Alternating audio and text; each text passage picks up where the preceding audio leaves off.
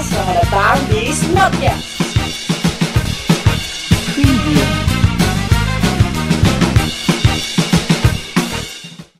Halo Purnawira, selamat datang di Smodcast, Smada Podcast. Oke, pada kali ini dengan aku, Afresin Taulani dari MBK Angkatan 57 akan menjadi MC atau pembawa acara pada podcast pada hari ini.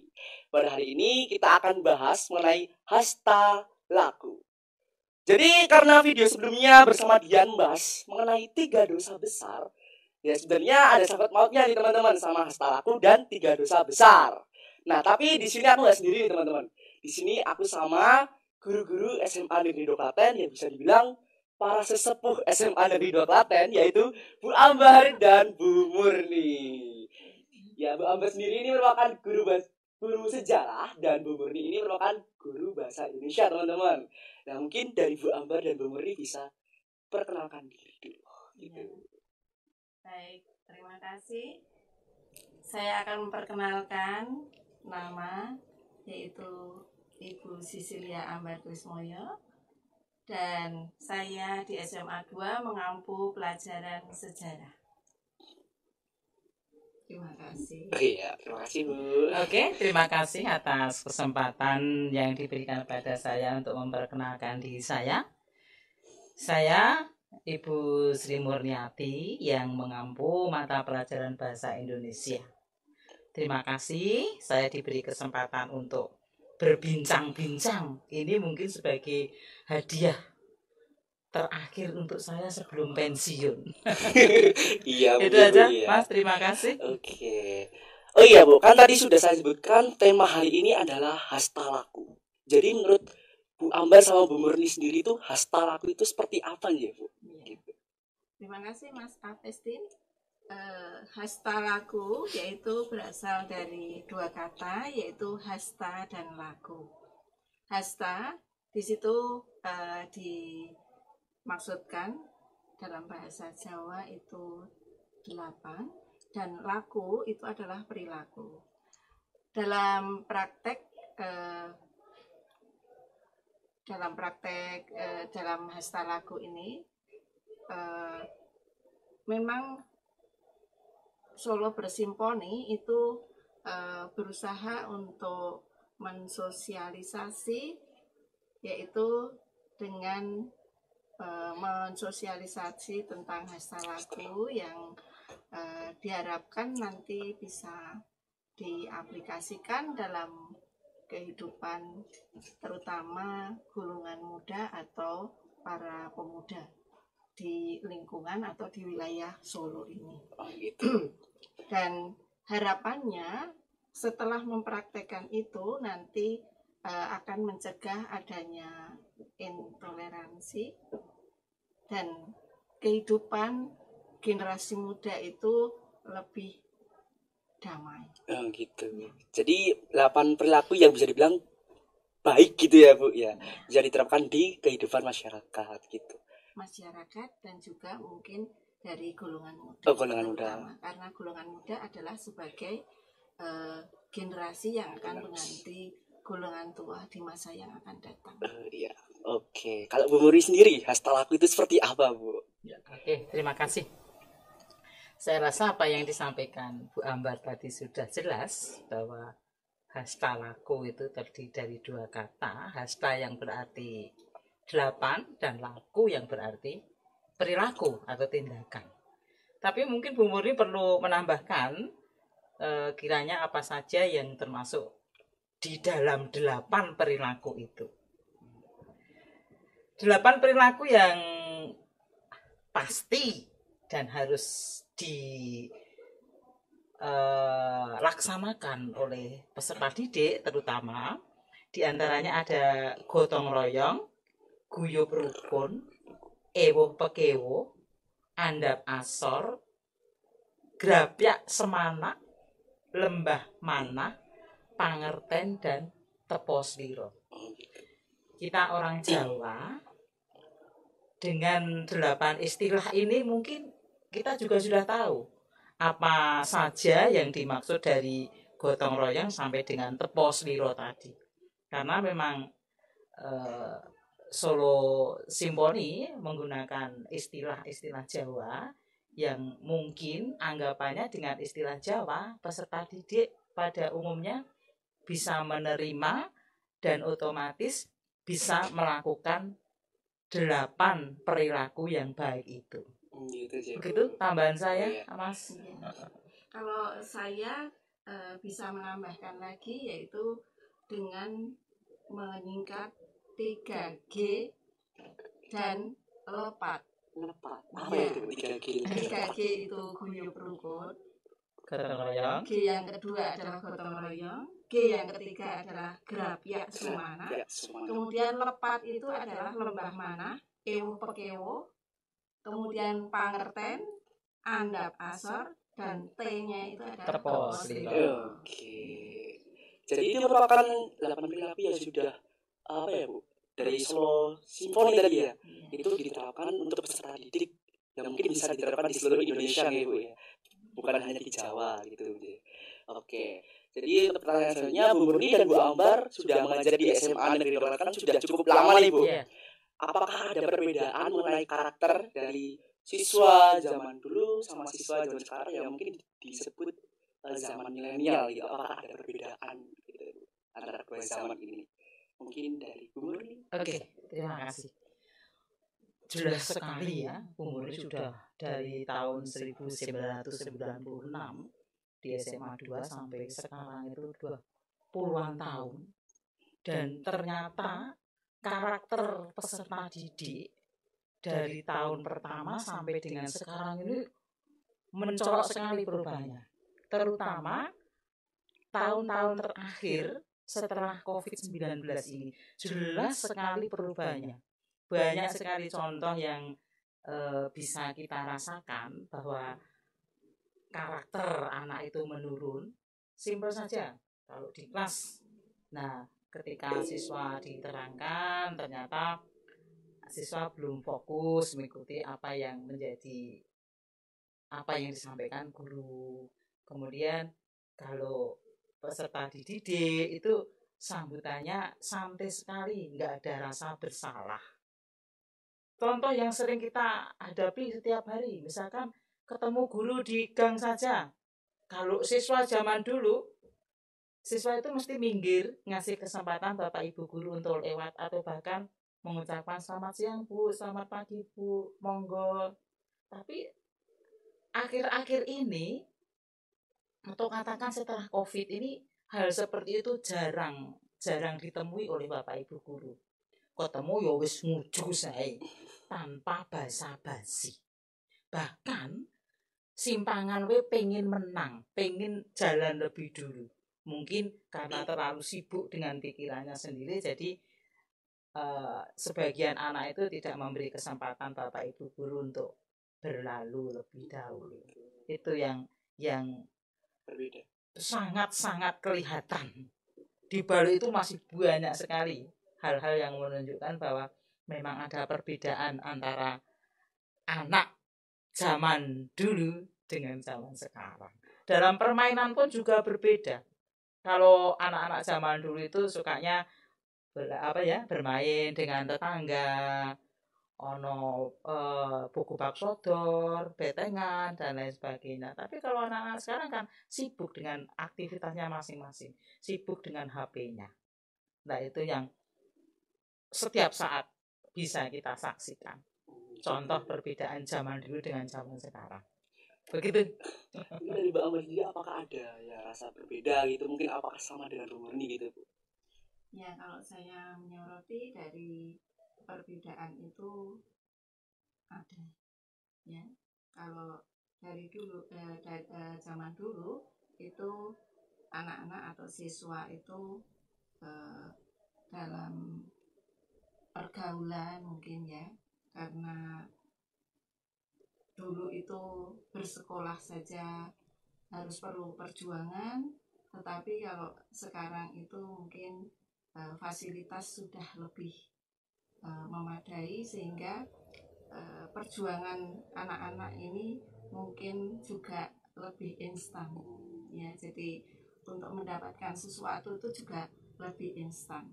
Jadi mungkin sangat gampang. ya dari faktor modernisasi gitu ya Bu ya. Iya. Jadi semua lebih instan gitu. Betul. Ya, terus mungkin dari Bu Murni atau Bu Ambar ada apa ya, mungkin saran atau ide untuk ya agar karakter dari anak milenial ini bisa baik gitu Bu. Mungkin kayak tahun dulu atau gimana gitu. Dengan arus globalisasi ini gitu. Apakah ada gitu. Kalau model Bu Murni untuk mengatasi hal-hal yang seperti itu biar tidak terlalu berkembang dengan pesat, yang sering Bu Murni lakukan ketika di kelas itu ya menegur anak, misalkan kurang fokus ketika diterangkan, ya Bu Murni tegur dengan berbagai macam cara lah, sampai anak itu menyadari bahwa ini lagi di dalam kelas. Kan kadang-kadang tidak ingat dia itu lagi di dalam kelas atau di tengah alas. Nah, jadi dari posisi duduknya, gaya duduknya, kemudian cara menanggapi seorang guru sedang menerangkan itu jelas berbeda sekali, menegur. Nah, nanti kalau misalkan dengan teguran itu kurang mempan, sering juga Bu Murni ngasih ancaman dalam hal demi kebaikan loh ya, bukan mengancam dari sisi negatifnya, bukan, dengan ancaman. Jika kamu tidak bisa mengikuti pelajaran, kamu harus mengerjakan tugas ini. Nah, hal-hal seperti ini sering Bu Murni lakukan. Nah, nanti kalau sudah dengan dua hal itu tidak bisa atau mungkin belum ada perubahan, ya mungkin kita bisa kerjasama dengan guru BP, wali kelas, atau mungkin nanti mentok ya kita kerjasama dengan orang tua, karena tidak ada gunanya tanpa orang tua untuk merubah karakter anak yang akhir-akhir ini atau tahun-tahun ini mulai mengalami penurunan. Itu. Dari Bu Ambar ini apakah ada gitu Bu? Ya, kalau dari saya anak-anak itu biasanya ya seperti Bu Murni tadi, mungkin guru seperti saya, guru tua itu sering banyak menegur karena memang belum pas. Misalnya saja dalam hal duduk, anak-anak kadang tidak atau ya kurang sopan dalam hal duduk. Nah, kami berusaha untuk ayo duduk yang bagus. Misalnya kaki dinaikkan, ayo kakinya diturunkan. Ini tempat duduk bukan untuk tempat kaki. Kemudian hal yang lain, misalnya saja masuk kelas, anak-anak kecenderungannya untuk membuka HP. Ya. Padahal HP itu nanti belum digunakan. Jadi kalau misalnya saja mereka lebih dahulu dan tidak perhatian untuk membuka HP lebih dahulu, mereka kami tegur atau saya tegur, dan HP untuk dimasukkan ke laci atau ke tas lebih dahulu. Baru nanti kalau digunakan, nah itu nanti diperbolehkan untuk explore atau untuk menambah literasi yang lainnya gitu.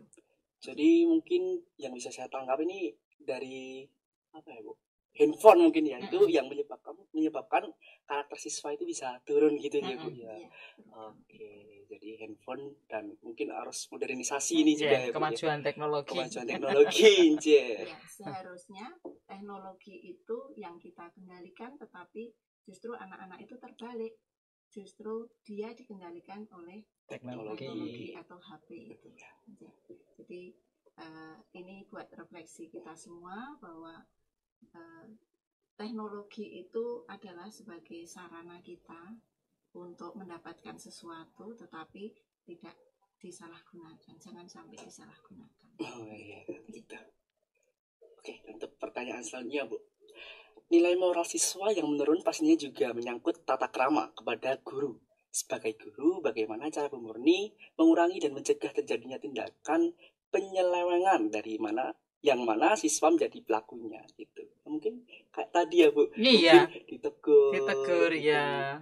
Okay. Diingatkan. Mungkin kalau yang lebih keras lagi dikasih hukuman. Gitu. Dalam arti hukuman yang mendidik tadi. Terus dibiasakan jangan terlalu fokus dengan HP ketika HP itu tidak digunakan dalam pembelajaran. Karena memang saya rasa itu HP itu penyalahgunaan HP yang harusnya digunakan untuk misalkan menemukan materi apa, tapi dengan diam-diam membuka hal yang lain. Nah, ini kalau anak tidak ditegur, tidak diingatkan, mungkin dia fokus dengan HP terus. Mungkin itu salah satu cara yang bisa digunakan untuk mengembalikan ke hal-hal yang positif. Iya. Tapi apakah selama ini itu caranya berhasil atau mungkin ada beberapa siswa yang mungkin manjur, ada yang enggak gitu? Apakah ada, Bu? Kalau dengan niat, misalkan dengan teguran yang agak keras, meskipun dari anak itu merasa terpaksa, Bu Murni nilai itu berhasil. Meskipun dengan keterpaksaan. Sekali, 2 kali mungkin merupakan keterpaksaan, tapi nanti pada pertemuan-pertemuan berikutnya akhirnya anak-anak hafal. Oh, nanti kalau saya buka HP tanpa perintah, HP saya disita. Atau mungkin kan saya kena hukuman yang lebih keras lagi. Kalau ini terus dilakukan setiap hari, yang terpaksa ini akan menjadi kebiasaan. Paling tidak pada pelajaran tertentu, anak akan hati-hati mengeluarkan HP. Atau memang terpaksanya mengeluarkan HP seizin guru. Jadi jelas ada komunikasi. Oh, ini HP digunakan untuk hal-hal yang perlu. Ini HP digunakan untuk nyeleweng. Itu mungkin bisa berhasil. Saya merasakan kok, meskipun dalam hati saya, wah aku kejam banget. Tapi biarlah kejam. Tapi ini demi kebaikan anak-anak. Dengan kekejaman yang dirasakan di awal-awal, mungkin akan menjadi kebiasaan. Oh, ditahan untuk tidak membuka HP ketika pelajaran tertentu.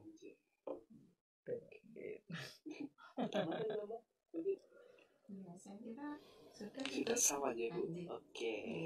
Hasil teknologi yang kadang-kadang kita belum pas untuk menggunakan. Mungkin bisa diminum dulu biar gitu ya, biar seger kembali. Terima kasih. Ya, terima kasih karena sudah disediakan. Ini muknya dari MBK, gitu. Iya.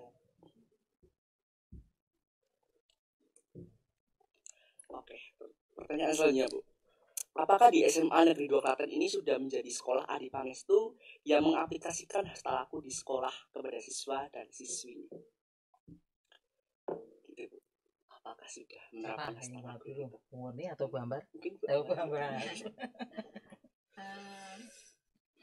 Kalau kemarin dari Solo Bersimponi itu awalnya memang mengundang SMA 2 ya, dan SMA 2 menanggapi undangan tersebut, dan kita mencanangkan adanya sekolah penggerak sekaligus sebagai sekolah Adi Pangestu itu tadi. Kemudian dari sekolah juga mengambil kebijakan untuk mengaplikasikan, termasuk dan nanti dimasukkan dalam pelajaran, dalam artian bagaimana hasta laku itu nanti bisa terinternalisasi kepada siswa, dan itu nanti bisa menjadi sikap dasar dari siswa melalui mata pelajaran ciri khas masing-masing. Ya. Ini dari Bang Adi ada tambahan? Ya, oke, terima kasih. Tadi apakah hasta laku ini sudah diterapkan di SMA 2 begitu ya? Saya rasa tanpa disadari Smada itu sudah lama sekali, bahkan sejak Bu Murni masuk di Smada, sejak Bu Murni bergabung di Smada, sudah mengaplikasikan hal-hal yang demikian. Hanya saja mungkin waktu itu namanya belum hasta laku, belum ada istilah sekeren ini. Dulu kalau tidak salah namanya pendidikan karakter ya, Bu Amar ya. Hanya saja pendidikan karakter atau yang sekarang masuk dalam hasta laku ini menjadi tidak maksimal ketika COVID-19 melanda Indonesia. Nah, budaya seperti itu secara tidak langsung ditinggalkan karena anak-anak terpaksa belajar secara online yang otomatis tidak bertemu dengan teman-teman, tidak bertemu dengan guru, otomatis untuk praktek 5S, senyum, sapa, salam dan sebagainya itu tidak dikenal atau tidak dijalankan. Tidak bisa direalisasikan kepada anak-anak. Tapi begitu COVID meninggalkan kita, nah hal semacam ini dirintis lagi. Karena kalau hal semacam ini tidak dimunculkan, mungkin karakter anak akan semakin menjadi yang kemarin jelas semau gue. Kalau hasta laku ini tidak diterapkan, akan semakin menjadi. Jadi dengan adanya hasta laku ini benar-benar membantu untuk pemulihan karakter siswa. Jadi biar anak atau siswa tidak terlena dengan karakter yang selama ini mereka jalani, yang mungkin mereka merasa nyaman cuek dengan sekitarnya, sakar PDW, sopan santun wis sakar PDW, ditanya guru jawab wis sakar PDW. Nah, ini dengan hasta laku ini semoga bisa kembali ke karakter yang bagus. Jadi sudah dari dulu itu ya. Sudah dari dulu ada, iya. Ya, cuma karena kemarin itu COVID dan itu menyebabkan karakter dari siswa-siswi itu mungkin menurun, iya. Jadi yang hasta laku ini untuk mungkin penekanan atau pengingat kembali untuk ya agar kita menjadi karakter yang baik gitu ya. Iya, jadi memang bagus sekali ini ada budaya hasta laku ini bagus sekali dan semoga anak-anak bisa mengaplikasikan dalam kehidupan sehari-hari biar karakternya kembali bagus. Sopan santun, terpostilo biar terjaga, biar dipakai dalam kehidupan sehari-hari. Tidak terlalu asik dengan HP-nya. Kan juga kami ini juga kan masih juga penerus bangsa Indonesia gitu ya Bu. Pas 2045 kan kita juga mungkin udah di sama Insinyur Soekarno itu Indonesia emas gitu. Jadi dengan penekanan hasta laku ini agar tidak menghilangkan karakteristik di Indonesia gitu. Betul. Kita harus tetap menjaga budaya bangsa yang adiluhung ini. Iya. Jangan sampai generasi muda itu meninggalkan kepribadiannya. Kalau nanti hilang kepribadiannya, itu nanti orang lain yang akan mengisi kepribadian pemuda-pemuda kita atau generasi muda kita. Oke, ya. Baik. Jadi itu tadi merupakan jawaban dari Bu Murni dan Bu Ambar sebagai guru SMA Negeri 2 Klaten mengenai beberapa hal tentang 8 perilaku atau bisa disebut dengan hasta laku. Semoga apa yang menjadi pembahasan kita pada kali ini bermanfaat bagi kita semua dan menambah pengetahuan kita mengenai hasta laku, teman-teman. Bu, jadi ini sudah terjawab tadi beberapa pertanyaan yang saya utarakan pada Bu Ambar dan Bu Murni. Semoga pertemuan kita pada kali ini bisa, kan juga Bu Murni dan Bu Ambar kan sudah mau pensiun ya Bu ya. Iya. Ya mungkin mungkin kado. Semoga sebelum kami berdua pensiun, hasta laku sudah terrealisasi ya. Amin. Dari kehidupan sehari-hari kalian. Nggak sibuk dengan HP. Iya. Ya mungkin menggunakan HP tapi dengan sisi yang positif ya, gitu. Betul, ya. Digunakan apa mestinya. Karena dengan HP memang kepedulian kita dengan sekeliling itu berkurang. Ya, lebih apatis, mungkin lebih individual. Dan kalau nanti diteruskan itu nanti sikap-sikap hedon, sikap konsumeristis itu akan berkembang pesat.